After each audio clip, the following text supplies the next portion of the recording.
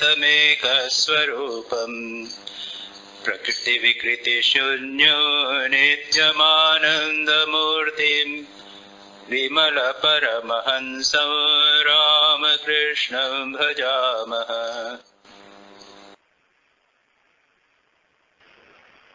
अभी लगभग पिछले 1 वर्षों से हमारे यहाँ पे एक नई परंपरा शुरू हो गई और वो ये है कि श्री रामकृष्ण मां शारदा और स्वामी विवेकानंद के जन्मदिन पर आप लोगों में से कोई भक्त बर्थडे केक ठाकुर को चढ़ाते हैं। उस पे लिखा रहता है बर्थडे स्वामी विवेकानंद या बर्थडे मां शारदा। अभी आया birthday happy birthday Shri Thakur. तो हम लोग पहले ठाकुर को स्वामी जी को भोग लगा देते हैं और भोग लगाने के बाद में हम लोग उसी दिन रात को दूसरे दिन मॉर्निंग ब्रेकफास्ट के समय किचन में ले जाते हैं। वहाँ ठाकुर का या स्वामी जी का माँ का फोटो रख के और फिर भोग तो लग चुका है, हम लोग काटते हैं। Happy birthday to you Swami ji या happy birthday to you Thakur करके काटते हैं। एक मैं काटता हूँ, उसके बाद दूसरे मेरे ब्रह्मचारी के स्वामी जी काटते हैं, प्रवीण महाराज, हम लोग उसको काटते हैं। आज क्या हुआ, ठाकुर का केक काटा, मैंने कहा happy birthday to you Shri Ramakrishna और मैंने 2-3 किया। इतने में हमारे पुजारी महाराज जी अभी वहां नहीं थे, उनका अरे मैं भी मैंने कहा भाई काटो, तुम भी काटो हैप्पी बर्थडे। तो तुम्हारे भीतर भी तो भगवान श्री रामकृष्ण है। तो उन्होंने कहा कि वो तो सर्वव्यापी है, सबके भीतर है। मैंने कहा कि जो सर्वव्यापी होगा उसका जन्मदिन नहीं हो सकता।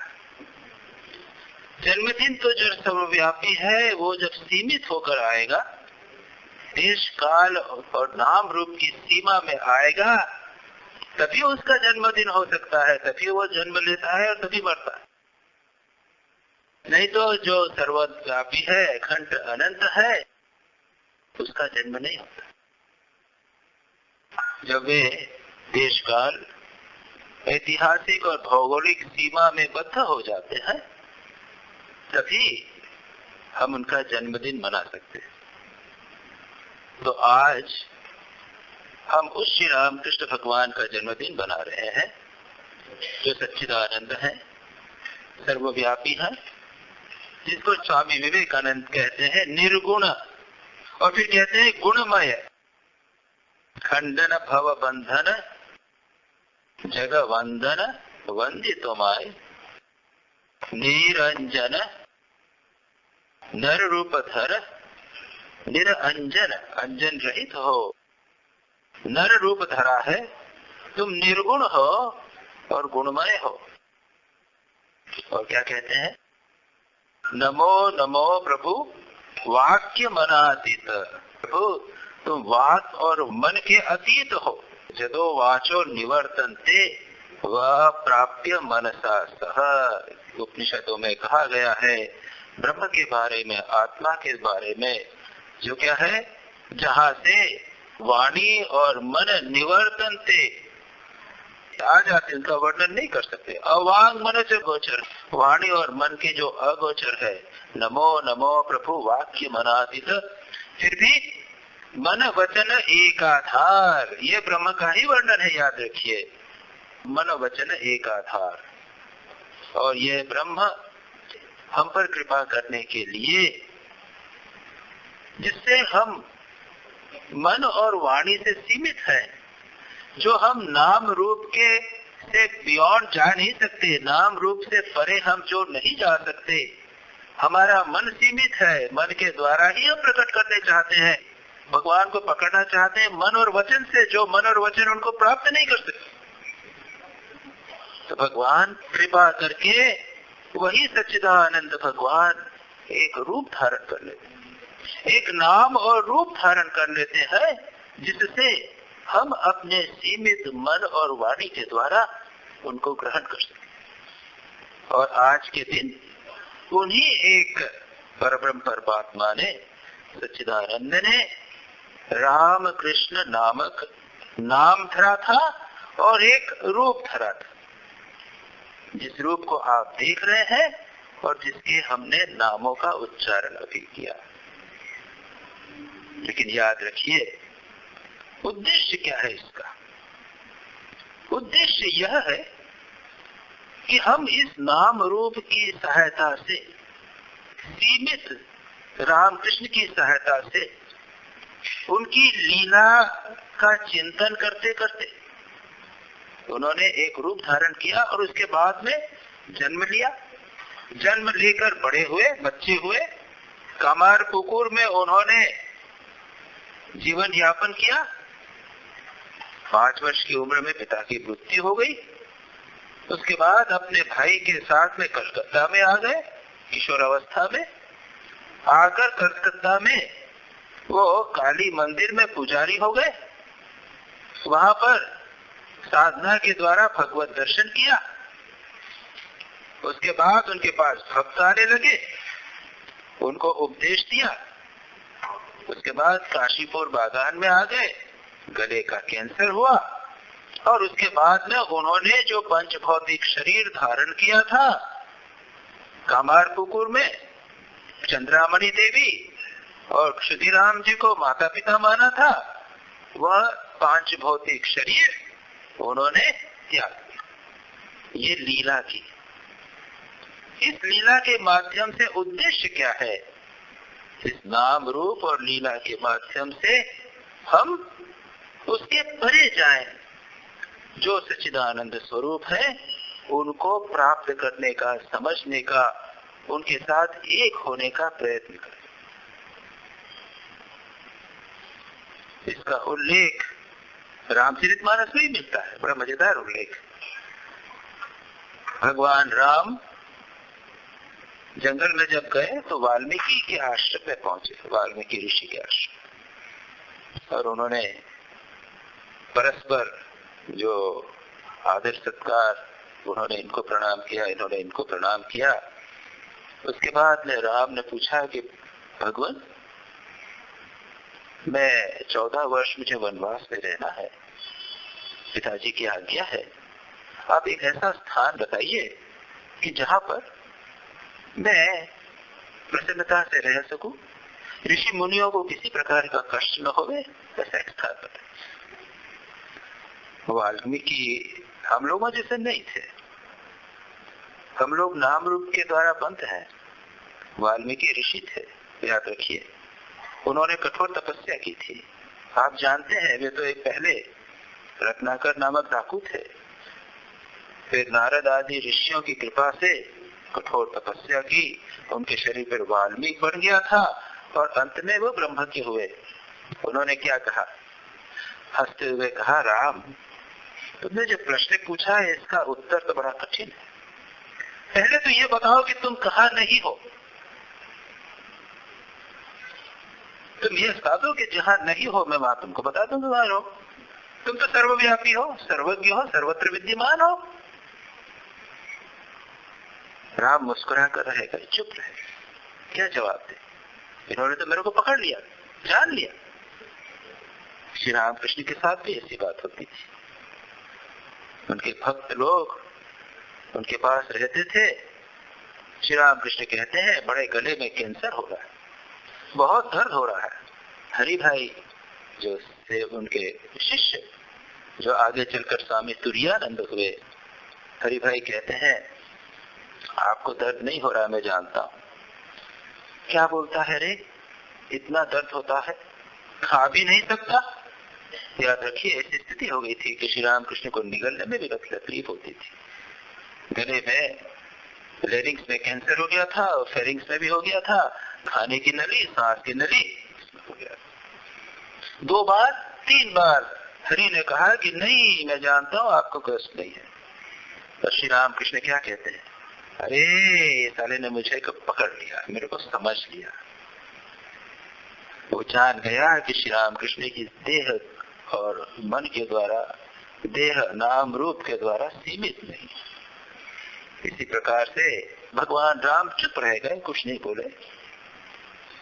फिर वाल्मीकि आगे कहते हैं कि जो निरंतर आपका नाम लेते रहे उनके हृदय में आप निवास कीजिए, जो आपके रूप का निरंतर ध्यान कर देखते हैं उनके हृदय में आप रहिए, जो आपके रूप का ध्यान करते हैं उनके हृदय में आप रहिए, जो आपकी लीलाओं का श्रवण कानों से करते हैं उनके हृदय में रहिए, जो अपने चरणों से आपके तीर्थ स्थानों को जाते हैं उनके हृदय में रहिए। इस प्रकार से अनेक प्रकार से जो सत्यवादी हैं, जो समस्त सद्गुणों का जीवन में अनुष्ठान करते हैं, उन सभी के हृदय में रहिए। इस प्रकार से एक वर्णन करते हैं। इसे रामचरितमानस में राम निवास के रूप में कहा गया, बड़ा प्रसिद्ध है राम निवास। और अंत में कहते हैं कि राम अगर रहना चाहो तो तुम्हारे लिए चित्रकूट बड़ी अच्छा स्थान है, वहां जाकर। तो क्या हुआ, जो परब्रह्म परमेश्वर अवतार धारण करते हैं उन अवतार के विभिन्न पक्ष बताए गए। पहला अवतार का एक पक्ष है, अवतार सच्चिदानंद स्वरूप होते हैं। दूसरा उनका भावमय पक्ष है। स्वामी विवेकानंद ने श्री रामकृष्ण को भाव की घनीभूत मूर्ति कहा था। अखंड गुणों से युक्त अनंत भावों के समूह थे श्री रामकृष्ण। और इसलिए खंडन भव बंधन जग बंधन वंदितो माय, यह जो एक स्तुति हम लोग गाते हैं उसको आप देखिएगा ध्यान से, तो वहाँ श्री रामकृष्ण के अनंत गुणों का वर्णन किया गया है, जिनके माध्यम से श्री रामकृष्ण जगत का उद्धार करते हैं। तो जिस प्रकार राम के 3 अंग है उसी प्रकार श्री रामकृष्ण की भी है। लेकिन हम प्रारंभ कहाँ से करते हैं? हमें नाम और रूपात्मक श्री रामकृष्ण को ही स्वीकार करना है, और उसके आगे धीरे धीरे हम आगे जब चलेंगे तो हम पाएंगे कि श्री रामकृष्ण एक भावमय श्री रामकृष्ण है। जैसा मैंने कहा, श्री रामकृष्ण के भावमय रूप को स्वामी विवेकानंद ने उसको उस पर जोर दिया है। और यही बात स्वामी विवेकानंद ने जो प्रणाम मंत्र श्री रामकृष्ण का उन्होंने बनाया है उसमें भी प्रकट होता है। हम लोग श्री रामकृष्ण का एक प्रणाम मंत्र का उच्चारण करते हैं ना, क्या करते हैं? स्थापकाय च धर्मस्य, याद है ना सबको कि नहीं है? बोलो मेरे साथ, स्थापकाय च धर्मस्य सर्वधर्म स्वरूपिणे अवतार वरिष्ठाय रामकृष्णाय ते नमः। पता है किसका बनाया था श्री रामकृष्ण स्वामी विवेकानंद ने? एक श्री रामकृष्ण के परम भक्त थे, नवगोपाल घोष और उनकी पत्नी निस्तारिणी देवी। और उन्होंने श्री रामकृष्ण की एक मूर्ति बनाई, तो छोटा सा मंदिर अपने कमरे घर में बनाया, छोटा सा श्राइन, छोटी सी मूर्ति। और स्वामी विवेकानंद को कहा कि आप इस मूर्ति की प्रतिष्ठा कर दीजिए। स्वामी विवेकानंद गए अपने गुरु भाइयों के साथ, वहां देखा और इस भक्त ने, परम भक्त नवगोपाल घोष ने विनम्रता से कहा कि पता नहीं हम में क्या सामर्थ्य जो श्री रामकृष्ण की सेवा कर सके। ये छोटा सा घर बनाया है, इसमें श्री रामकृष्ण रहेंगे कि नहीं क्या मालूम। स्वामी विवेकानंद ने मजाक में कहा कि अरे उस बूढ़े बामन के लिए तो रहने के लिए वो एक झोपड़ी थी, फूस की झोपड़ी में वो रहा है। तुम्हारा संगमरमर का मकान में, संगमरमर के कमरे में नहीं रहेगा तो कहाँ रहेगा। ऐसा चाहिए। और एक्सटेम्पोर जिसे कहते हैं ना, उन्होंने तत्काल इस मंत्र की उसका उच्चारण किया, स्थापकाय च धर्मस्य सर्वधर्म स्वरूपिणे अवतार वरिष्ठाय रामकृष्णाय ते नमः। एक बार गिरीश चंद्र घोष ने जो श्री राम कृष्ण के गृहस्थ भक्त थे, उन्होंने स्वामी विवेकानंद से कहा कि स्वामी जी, आप श्री रामकृष्ण के ऊपर कुछ लिखिए, कुछ लेख इत्यादि लिखिए, क्योंकि आपने जैसा श्री रामकृष्ण को समझा है वैसा और किसी ने नहीं समझा। और बात ठीक है, स्वामी विवेकानंद में वह प्रतिभा थी, वह बौद्धिक क्षमता थी कि जिसके माध्यम से वे श्री रामकृष्ण को समझते, और उसके बाद आध्यात्मिक अंतर्दृष्टि भी थी, स्वयं एक ब्रह्मज्ञ पुरुष थे, और इसीलिए वे श्री रामकृष्ण को समझने में पूर्ण सक्षम थे। He was the fit person जो श्री रामकृष्ण के बारे में कुछ बता सके। लेकिन स्वामी विवेकानंद ने क्या कहा? स्वामी विवेकानंद ने कहा कि गिरीश, जीसी कहते थे, गिरीश चंद्र घोष, तो जीसी, तुम अगर मुझे कहो कि इस पृथ्वी को गेंद की तरह उठा के फेंक दो तो मैं कर सकता हूं, लेकिन श्री रामकृष्ण के संबंध में मैं कुछ नहीं कह सकता। कहीं ऐसा ना होवे कि शिव जी की मूर्ति बनाने के बदले एक बंदर की मूर्ति बना दे। उन्होंने विनम्रता के साथ कहा, क्यों? सच पूछा जाए तो एक कहावत है ना अंग्रेजी में, more I know that I do not know. जैसे व्यक्ति अधिक जानता है वैसा वैसा जानता है कि अरे मैं कुछ नहीं जानता, और जो नहीं जानता है वो उसके लिए तो इग्नोरेंस इज ब्लिस। वो श्री रामकृष्ण के ऊपर हमारे जैसा लेक्चर देने में सक्षम। लेकिन स्वामी विवेकानंद ने श्री रामकृष्ण के संबंध में केवल 2 लेक्चर दिए हैं सारे अपने प्रचार के जीवन में। इतने प्रचार किए, कंप्लीट वर्क से स्वामी विवेकानंद आप देखिए 8-9 वॉल्यूम में केवल 2 लेक्चर है, माई मास्टर, और एक दूसरा उसको साथ मिला के एक छोटी सी पुस्तक की पुस्तिका बना दी है, माई मास्टर। और उसमें श्री रामकृष्ण के संबंध में बहुत कम कहा है, सच पूछा जाए। लेकिन सच पूछा जाए तो स्वामी विवेकानंद का जितना साहित्य है वो सारा का सारा श्री रामकृष्ण के ऊपर टीका है और कुछ नहीं है।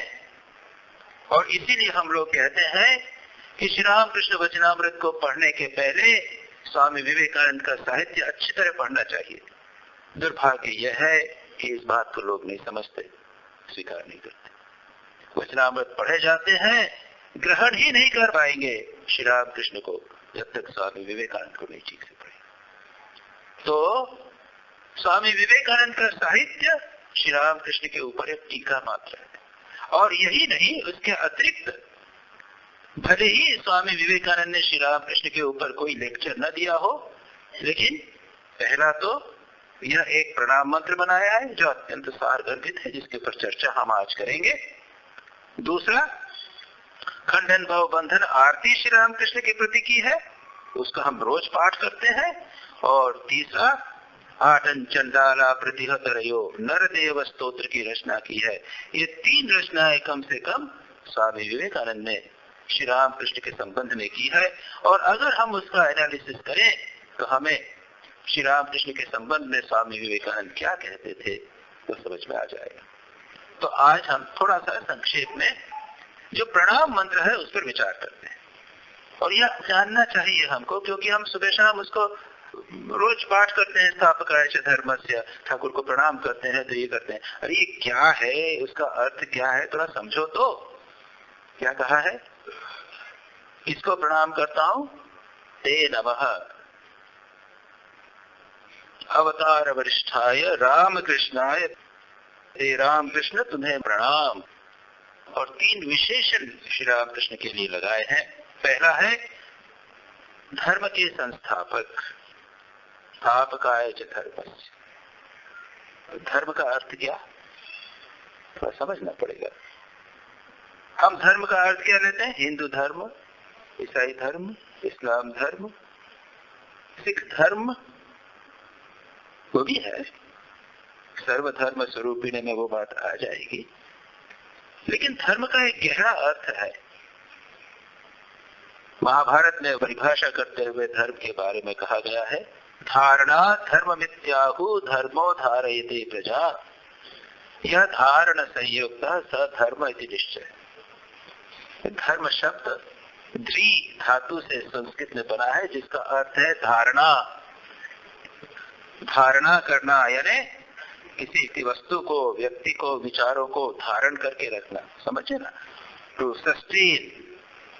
जब हमारे जीवन में प्रतिघात होते हैं, समस्याएं उठती हैं, स्वयं की समस्याएं, बाहरी समस्याएं, समाज की समस्याएं, राष्ट्रीय समस्याएं, आंतरिक समस्याएं, बीमारियां, चिंताएं, ये आंतरिक समस्याएं हुई, जिसको कहते हैं आध्यात्मिक समस्याएं, या बाहर से शत्रुओं से समस्या, चोर डाकुओं से इत्यादि समस्याएं, विभिन्न प्रकार की समस्याएं जब हमारे जीवन में आती हैं, तब जो तत्व हमें धारण करके रखता है, जो हमें टूटने नहीं देता, जो हमें बचाता है, स्थिर रखता है, उसे कहते हैं धर्म।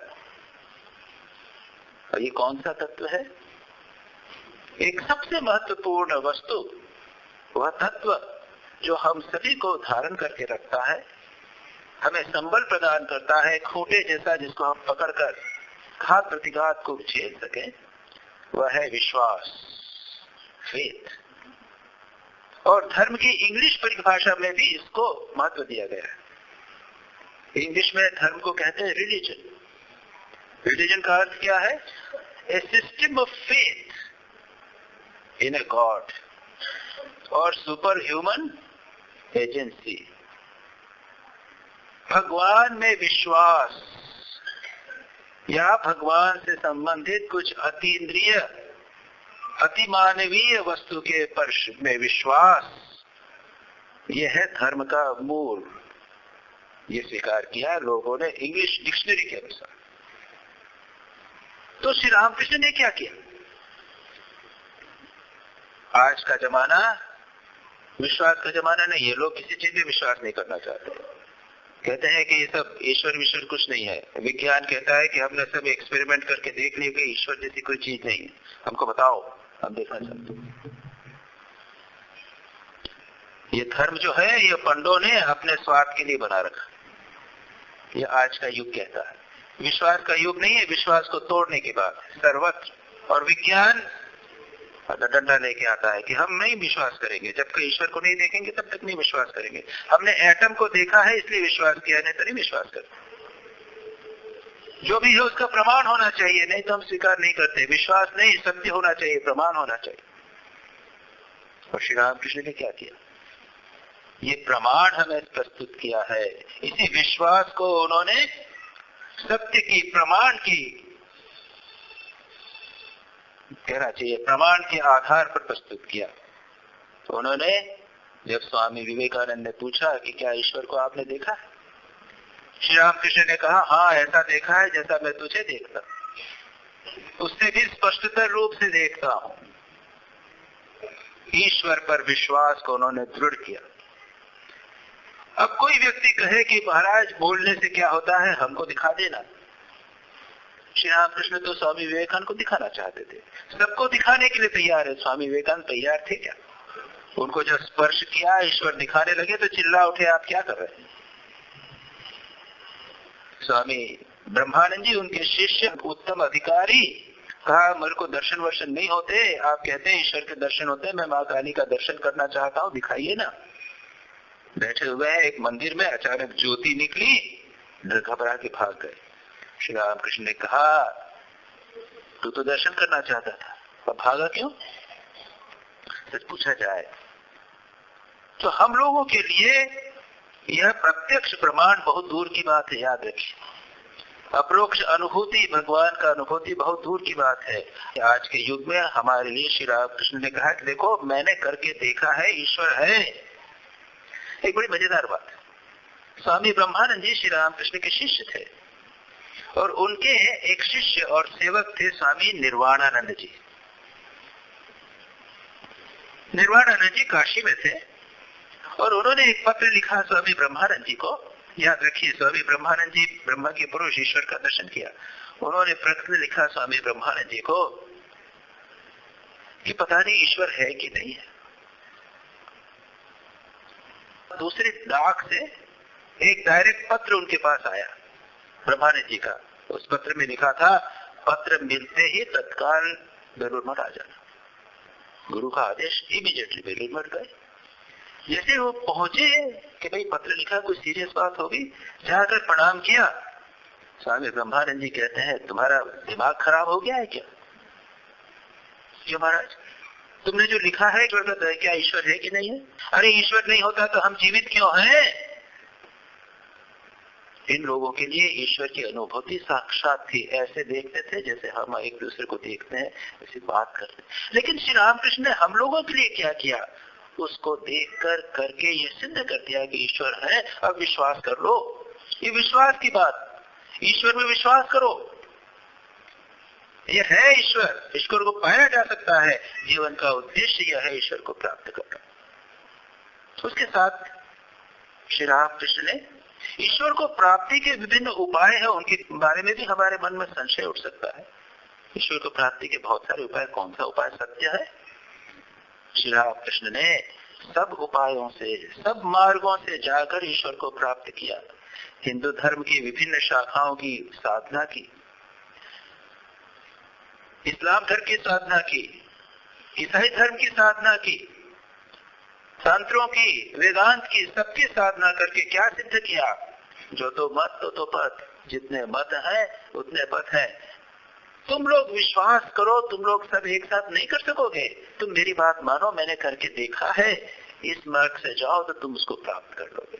तुम कर्म योग से जाओगे तो प्राप्त करोगे, ज्ञान योग से, भक्ति योग से, राजयोग से, शिव की उपासना करके, काली की उपासना करके, कैसे भी जाओ उसे प्राप्त कर लोगे। मैंने किया है भाई, मैं उसको प्रमाणित करता हूं। आज के युग में वैज्ञानिक प्रमाण की आवश्यकता थी। श्री रामकृष्ण माँ जगदम्बा से प्रार्थना करते थे, हे माँ, तू मृण्मयी है कि चिन्मयी है?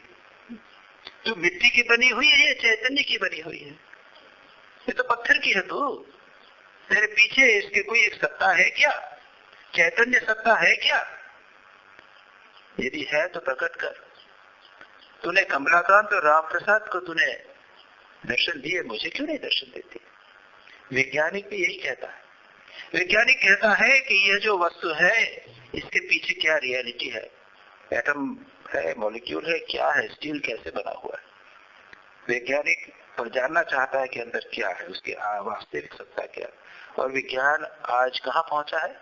इलेक्ट्रॉन, प्रोटॉन, सब एटॉमिक पार्टिकल तक पहुंच गया। और उसके बाद में कहता है कि पार्टिकल भी जो है वो टूट जाता है, वो वेव हो जाता है। पार्टिकल है कि वेव है कुछ नहीं जानते, उसके पीछे भी कुछ है उसके वो नहीं जानते। श्री रामकृष्ण उसके पीछे जाके कहते हैं चैतन्य सत्ता। तो श्री रामकृष्ण ने भी ठीक उसी प्रकार से माँ जगदम्बा से आग्रह किया बताने के लिए कि तुम्हारा स्वरूप क्या है, तो मिट्टी की बनी हुई हो या उसके पीछे चैतन्य सत्ता। और वैज्ञानिक कहता है कि मैंने एटम को जाना है, देखा है। तुम भी अगर साइंस में पीएचडी कर लो, फिजिक्स में पीएचडी कर लो, इलेक्ट्रॉन माइक्रोस्कोप देखना सीख जाओ, तो तुमको भी मैं एटम दिखा दूंगा। श्री रामकृष्ण भी यही कहते हैं। कमलाकांत, राम प्रसाद, कुछ लोगों ने भगवान का दर्शन किया है, उससे वैज्ञानिक प्रमाण नहीं मिलता। वैज्ञानिक प्रमाण होता है कि प्रत्येक व्यक्ति उसको जान सके। श्री रामकृष्ण कहते हैं मुझे क्यों नहीं दर्शन होगा? और श्री रामकृष्ण को दर्शन हुआ, इसीलिए श्री रामकृष्ण कहते हैं सबको दर्शन होगा। ये वैज्ञानिक पद्धति और वैज्ञानिक पद्धति के माध्यम से श्री रामकृष्ण ने ये विश्वास को दृढ़ किया जो धर्म की भित्ति है, पहली बात। और विभिन्न साधनाओं को भी सिद्ध किया, दूसरी बात। और तीसरा यह किया प्रत्येक व्यक्ति को आत्मविश्वास होना चाहिए कि वह भी उसे प्राप्त कर सकता है। और चौथी बात, सभी धर्म सत्य है, सभी धर्मों में विश्वास उन्होंने दृढ़ किया। इस प्रकार से धर्म की एक परिभाषा के अनुसार जो विश्वास को हम यदि स्वीकार करें तो श्री रामकृष्ण ने विश्वास को प्रतिष्ठित किया। स्थापकाय च धर्मस्य, धर्म की स्थापना, विश्वास रूपी धर्म की स्थापना की। लेकिन स्वामी विवेकानंद ने धर्म की एक दूसरी परिभाषा हमें प्रदान की। क्या कहा है? प्रत्येक आत्मा अव्यक्त ब्रह्म है। अंतः प्रकृति और बाह्य प्रकृति का नियमन करके उस ब्रह्म को अभिव्यक्त करना, उस अंतर्निहित डिविनिटी को अभिव्यक्त करना जीवन का उद्देश्य है। कर्म के द्वारा करो, कर्मयोग, राजयोग, ज्ञान योग, भक्ति योग, इनमें से एक, अनेक या सभी के द्वारा उसे करके मुक्त हो जाओ। यही this is the whole of religion, ये धर्म का सार। इस नई परिभाषा के अनुसार हमारे भीतर जो देवत्व है, परमात्मा है, ब्रह्म है, उसको अभिव्यक्त करना कर्मयोग, ज्ञान योग, राजयोग से, यही धर्म। सच पूछा जाए, यह और ईश्वर दर्शन जीवन का उद्देश्य, इसमें अंतर नहीं है। स्वामी विवेकानंद ने नई परिभाषा की और श्री रामकृष्ण के जीवन में हम यही देखते हैं, कर्मयोग, ज्ञान योग, राजयोग, भक्ति योग, सारी बातें पूरी तरह देखते हैं। श्री रामकृष्ण ज्ञान योग की चरम अवस्था में प्रतिष्ठित हुए थे। कहते हैं ज्ञान योग में उच्चतम स्थिति कौन सी है? जब निर्विकल्प समाधि हो जाती। तो निर्विकल्प समाधि में क्या होता है? हमारी आत्मा और परमात्मा एक हो जाते हैं, अहम ब्रह्मास्मि, बाकी सब लोप हो जाता है। श्री रामकृष्ण 4 महीने तक उस निर्विकल्प समाधि में रहे। ज्ञान योग की पूरी पराकाष्ठा। भक्ति योग, श्री रामकृष्ण में भक्ति योग में कहते हैं कि 16 महाभाव होते हैं। महाभाव श्री रामकृष्ण के जीवन में पूरे आए थे। भाव से विभोर, भगवान से प्रेम जिसे कहते हैं ना, विभिन्न प्रकार से उन्होंने दास्य भाव से, मधुर भाव से, शांत भाव से, हनुमान की तरह साधना करके भगवान राम का साक्षात्कार किया, गोपी की तरह साधना करके श्री कृष्ण का साक्षात्कार किया, और कौशल्या की तरह साधना करके बालक राम का साक्षात्कार किया। ये बहुत लंबी लंबी कहानियां। श्री रामकृष्ण में सभी भावों का, भक्ति भावों का, इस प्रकार से भगवान से विभिन्न भावों से प्रेम करना, वो सब था। इसलिए वे भक्ति योग में पूर्ण प्रतिष्ठित थे। राजयोग, तो राजयोग यानी चित्त वृत्ति निरोध, जिसको निर्विकल्प समाधि हो गई है उसकी बात है। फिर क्या है? चित्त वृत्ति निरोध पूरी तरह थे। और कर्मयोग, सारा जीवन श्री रामकृष्ण कर्म करते रहे। इसीलिए स्वामी विवेकानंद ने जो उनके प्रति दूसरा स्तव नरदेव स्तोत्र बनाया है, उसमें वे कहते हैं, अद्वय तत्व समाहित चित्तम प्रोज्वल भक्ति पटावृत वृत्तम कर्म कलेवरम अद्भुत चेष्टम यामि गुरुम शरणम भव वेद्यम। क्या कहते हैं? अद्वय तत्व में जिसका मन समाहित है, जो मैंने अभी कहा निर्विकल्प समाधि। और दूसरी बात कहते हैं, प्रोज्वल उज्ज्वल भक्ति पटावृत वृत्तम, भीतर से पूरा ज्ञान में भरे हैं, लेकिन बाहर माँ माँ करके रो रहे हैं, माँ के पास जाते हैं, प्रणाम कर रहे हैं, बाहर उन्होंने भक्ति का पट आरंभ डाल रखा है, ज्ञान और भक्ति का समन्वय। और कर्म कलेवरम अद्भुत चेष्टम, सारे जीवन जगत कल्याण के लिए कर्म किया। कैंसर हो गया, भक्त लोग यदि कलकत्ता से उनके पास नहीं आ सकते थे तो खुद जाते थे, एक इसके पास, उसके पास, उसके घर पे, इसके घर पे, जिससे लोगों को वो धर्म का प्रचार प्रसार कर सके। तो इसलिए श्री रामकृष्ण के जीवन में हम चारों प्रकार की धर्म की 4 जो कर्मयोग, ज्ञान योग, राजयोग है, उनमें पूर्ण प्रतिष्ठा देखते हैं। एक और परिभाषा हमको मिलती है, जैसे कहा गया है, सत्यात् नास्ति परो धर्म, सत्य से परे कोई दूसरा धर्म नहीं है। दूसरी परिभाषा, अहिंसा परमो धर्म, सुना है ना आपने? अहिंसा परमो धर्म। तो ये सत्य और अहिंसा, ये जो नैतिक आदर्श है, उनको भी धर्म की संज्ञा दी जाती है। इन नैतिक आदर्शों को भी धर्म कहा जाता है। और बात ठीक है, सच पूछा जाए तो बिना इन नैतिक आदर्शों के धर्म नहीं होता। आप भक्ति करें भगवान की और आप अनैतिक जीवन व्यतीत करें, असंभव है। आप अहम ब्रह्मास्मि करें और आप अनैतिक जीवन व्यतीत करें, ये नहीं हो सकता। नैतिकता धर्म की प्रतिष्ठा है, बिना उसके धर्म नहीं होता। तो श्री रामकृष्ण के जीवन में सत्य, अहिंसा इत्यादि जो नैतिक आदर्श है, पूर्ण रूप से प्रतिष्ठित थे। इसीलिए स्वामी विवेकानंद ने कहा था, धर्म के जीते जागते स्वरूप श्री रामकृष्ण। दृष्टांत सत्य में कैसे प्रतिष्ठित सत्य में एक बार जो मुंह से निकल जावे वो होता था, करते थे। मजेदार कई दृष्टांत हैं, अच्छे अच्छे मजेदार दृष्टांत हैं। एक बार वो शंभू मल्लिक के घर गए, सामने गए थे, पास में था, पहले कह दिया था कि वहां से वो उसके पेट में, श्री राम कृष्ण के पेट में कोई बीमारी थी, तो उसके लिए वे दवाई लेके आएंगे।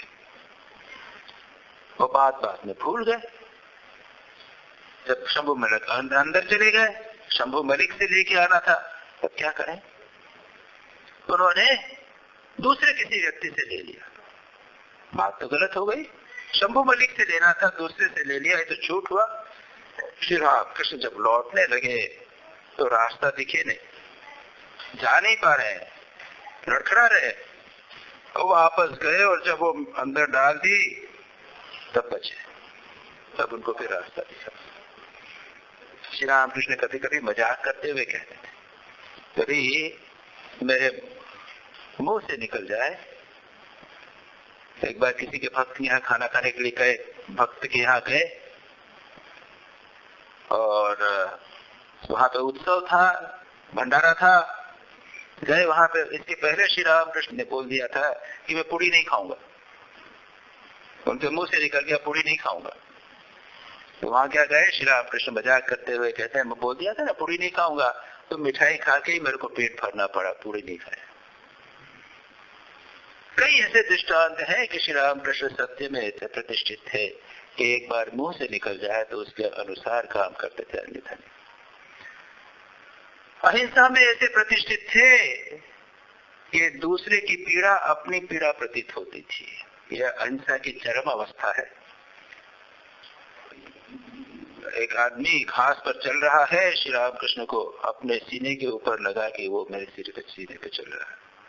एक व्यक्ति, एक माझी दूसरे माझी को मार रहा था, उसका निशान श्री राम कृष्ण के पीठ पे चढ़ पड़ा, वो चिल्ला उठा। ये सत्य अहिंसा इत्यादि में प्रतिष्ठा है। अपरिग्रह, कुछ ले नहीं सकते थे, कुछ संग्रह नहीं कर सकते थे। माँ शारदा ने एक दिन उनको दे दिया थोड़ा सा मुख शुद्धि का होता है ना, अपना इलायची सौंफ वगैरह, माँ शारदा के पास खाने के लिए आए, लेके श्री राम कृष्ण ले गए। अब वो घर में न जाने के बदले, कमरे में न जाके वो चले गए अपने घाट के ऊपर और चिल्लाने लगे, कूद पड़ू कूद पड़ू कूद पड़ू। क्या हुआ, कि मैंने संग्रह कर लिया। संग्रह मेरे लिए नियम नहीं है, संग्रह मुझे नहीं करना चाहिए। कुछ भी संग्रह नहीं कर सकते श्री राम कृष्ण, धातु को छू तक नहीं सकते थे। जब उन्होंने पूर्ण रूप से त्याग कर दिया है तो धातु को अगर छूते थे तो उनके हाथ में ऐसा लगता था कि जिसने, पैसे की तो बात ही नहीं, जो जिसने उनको एक डंक मार दिया। तात्पर्य यह है कि जब हम नैतिक आदर्शों में प्रतिष्ठा को धर्म मानते हैं तो उसमें भी श्री राम कृष्ण प्रतिष्ठित थे। इस प्रकार से स्थापचकाय धर्मस्य। फिर आगे कहते हैं सर्वधर्म स्वरूपिणे, समस्त धर्मों के मानो जीवंत विग्रह, सर्वधर्म स्वरूप। अब सर्वधर्म का अर्थ क्या? एक अर्थ तो होता है हिंदू धर्म, मुसलमान धर्म, ईसाई धर्म, और जैसा मैंने कहा कि श्री राम कृष्ण सभी धर्मों की साधना की थी। और जो लोग उनके पास आते थे, वो आते हुए जो लोग थे वे भी, उनको लगता था कि श्री राम कृष्ण हमारे धर्म के ही है। एक ईसाई आया, उसने कहा कि आप तो ईसा मसीह। एक मुसलमान को लगता था कि ये हमारे पैगंबर हैं, ये हमारे पीर हैं। हिंदुओं में जो वैष्णव थे वो कहते थे कि ये तो श्री कृष्ण के अवतार हैं। दूसरा व्यक्ति कहता था कि श्री राम कृष्ण ये तो चैतन्य महाप्रभु के अवतार है।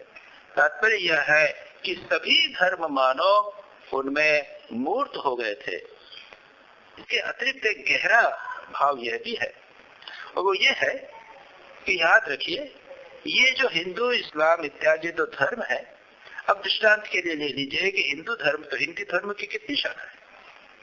वैष्णव, शाक्त, शैव। अगर आप माघ के महीने में, ठंड के दिनों में, अगर आप इलाहाबाद मीन्स प्रयाग जाए, प्रयाग में जो संगम है ना, संगम पे बहुत बड़ा मैदान है, वहां पे 1 महीने तक माघ मेला होता है। और बहुत सारे विभिन्न संप्रदाय आकर अपने अपने तंबू लगाते हैं। हमारा रामकृष्ण मिशन का भी तंबू लगता है, वहां पे एक डिस्पेंसरी चलती है, एक हॉस्पिटल छोटा सा चलता है, एक लाइब्रेरी रहती है, सब होता है। तो देखकर आश्चर्य होगा कि वहां पे 1000 करीब करीब छोटे छोटे संप्रदाय, हिंदू धर्म के सब संप्रदाय याद रखिए। ईसाई धर्म के कितने हो गए, प्रोटेस्टेंट हो गए, प्रेस्बिटेरियन हो गए, और क्या क्या कितने सब हो गए। एक ही ईसाई को मानने वाले। इस्लाम में शिया, सुन्नी और क्या क्या हो गए। तो एक धर्म के भी अनेक धर्म हो गए। तात्पर्य क्या है? स्वामी विवेकानंद कहते हैं कि ये जितने मत मतांतर हैं, जितने सेक्ट हैं, संप्रदाय, समुदाय, ये सभी एक एक करके धर्म है। और श्री रामकृष्ण इन सभी के मानव जीते जागते स्वरूप है। और इसीलिए आजकल हम देखते हैं कि ईसाई लोग श्री रामकृष्ण को भजते हैं, ईसाई लोग, मुसलमान लोग श्री रामकृष्ण की पुस्तकें पढ़ते हैं, विभिन्न संप्रदाय के लोग श्री रामकृष्ण वचनामृत पढ़ के उससे प्रेरणा प्राप्त करते हैं। उनको लगता है कि ये तो हमारे धर्म के ही है। यह हुआ सर्वधर्म स्वरूपिणे। और उसके बाद आगे कहते हैं अवतार वरिष्ठाय, अवतार वरिष्ठ। अब यहाँ पर याद रखिए, हमें यह ध्यान रखना है कि जो जिसका भक्त है, जैसे राम भक्त है, वो मानेगा राम अवतार वरिष्ठ, याद रखिए। कृष्ण भक्त है, वो क्या कहेगा? कृष्ण भक्त कहेगा कि कृष्ण तो भगवान स्वयं, और बाकी जो है वो तो श्री कृष्ण क्या होता है। श्री कृष्ण तो स्वयं भगवान है, और बाकी जितने हैं ना, ये तो अवतार, उनके अवतार हैं। ईसा मसीह कहेंगे एक ईसा ही अवतार है, बाकी कोई अवतार नहीं। मुसलमान कहते हैं हजरत मोहम्मद के सिवाय और कोई नहीं, बिना हजरत मोहम्मद को माने गति नहीं होती। उनकी श्रद्धा आस्था को श्री रामकृष्ण कभी ठेस नहीं पहुंचाते। वो कहते थे तुम भगवान ईसा को मानते हो, बड़ी अच्छी बात है, लेकिन ऐसा मत समझो कि जो राम को मान रहा है वो गलत मार्ग में है, जो कृष्ण को मान रहा है वो गलत मार्ग में है। लेकिन जब स्वामी विवेकानंद कहते हैं कि श्री राम कृष्ण अवतार वरिष्ठ है, तो उसके पीछे कोई भाव होना चाहिए। अवतार वरिष्ठ क्यों किया? बहुत कठिन बात है, छोटे से 5 मिनट में उसकी व्याख्या करना संभव नहीं है। स्वामी विवेकानंद जिसे कहते हैं कि वो एक कट्टरवादी नहीं थे, एक अंधविश्वासी नहीं थे, अपने गुरु को सर्वश्रेष्ठ माना। मत गुरु जगत गुरु कहते हैं ना, ये तो विश्वास होना चाहिए हमें कि मेरा गुरु जगत गुरु है। लेकिन स्वामी विवेकानंद ने तो श्री रामकृष्ण को ठोक परख के देखा था, ना कि एक विश्वास नहीं किया था। जब श्री रामकृष्ण कुछ कहते कि यह बात स्वीकार करता है, स्वामी विवेकानंद कहते हैं कि मैं जब तक उसको ठीक ठीक नहीं समझूंगा, अनुभव नहीं करूंगा, तब तक मैं विश्वास नहीं करूंगा। स्वामी विवेकानंद ने श्री रामकृष्ण की कोई भी बात विश्वास नहीं की, बिना ठोक परख के उसको ठीक ठीक देखने के बाद ही उसको विश्वास किया था। इसलिए स्वामी विवेकानंद की बात उसका महत्व हो जाता है। वैसे अमेरिका में जब स्वामी विवेकानंद गए तो उन्होंने श्री रामकृष्ण का नाम का प्रचार नहीं किया, बड़ा आश्चर्य की बात है।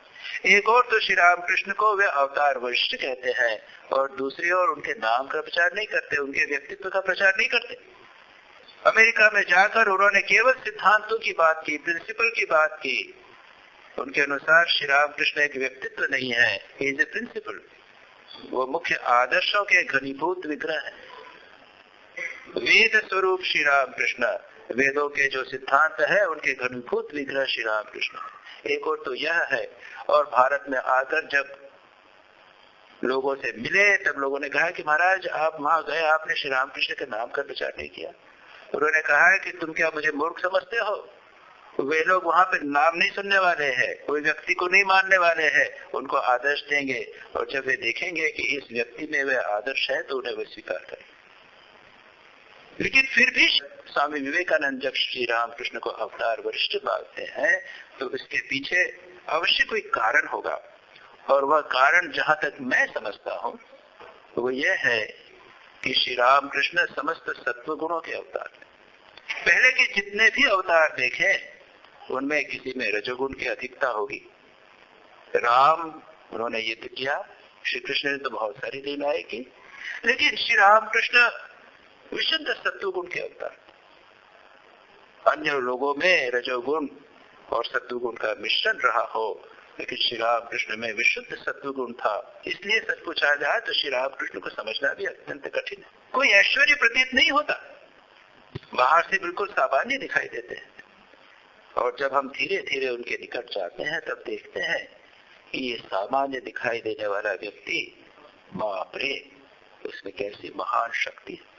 स्वामी विवेकानंद कहते थे कि श्री राम कृष्ण कैन ट्रांसफॉर्म, अपनी इच्छा मात्र से लोगों के मन को वे मिट्टी के लौंदे की तरह परिवर्तित कर सकते थे। याद रखिए, जैसे बच्चा है और हम लोग क्या करते हैं, मिट्टी है, मिट्टी के लौंदे को अपना खिलौना बनाते हैं ना, उसी प्रकार से श्री राम कृष्ण मानवों के मन को मिट्टी के लौंदे की तरह गढ़ सकते थे, ऐसा स्वामी विवेकानंद कहते हैं। उदाहरण के लिए लीजिए लाटू महाराज को, एक निरक्षर गांव का लड़का जो धर्म के बारे में कुछ भी नहीं समझता,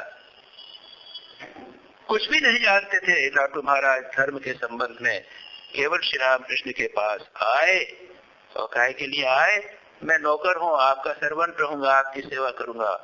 श्री राम कृष्ण ने उन्हें एक संत बना दिया, उनके मन को गढ़ा, मिट्टी की तरह कर दिया, उसको एक कहा ये काम कर, बस उसे पकड़ लिया, देख लिया किस प्रकार की उसकी मनस्थिति है, उस मनस्थिति के अनुसार उसका उन्होंने गठन किया, एक एक व्यक्ति को उन्होंने उसी प्रकार से किया। तो यह क्षमता, मानव मन पर ऐसी क्षमता, प्रत्येक व्यक्ति के मन को लेकर मिट्टी के समान बनाना, ये मानव इतिहास में अत्यंत दुर्लभ है। ये श्री राम कृष्ण था, और इसीलिए हम श्री राम कृष्ण को अवतार वरिष्ठ कहते हैं। शावतारं परमेशमिड्यं तं रामकृष्णं शिरसा नमामः।